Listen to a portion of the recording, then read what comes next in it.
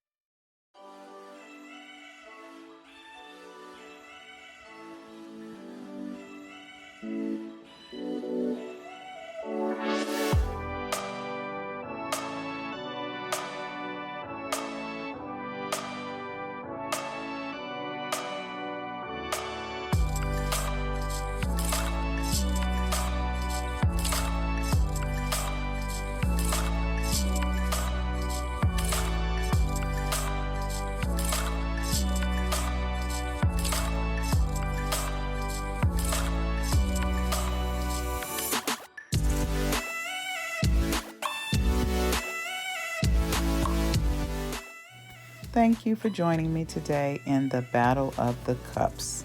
Hope you liked the video. Please subscribe and don't forget to hit the notification button.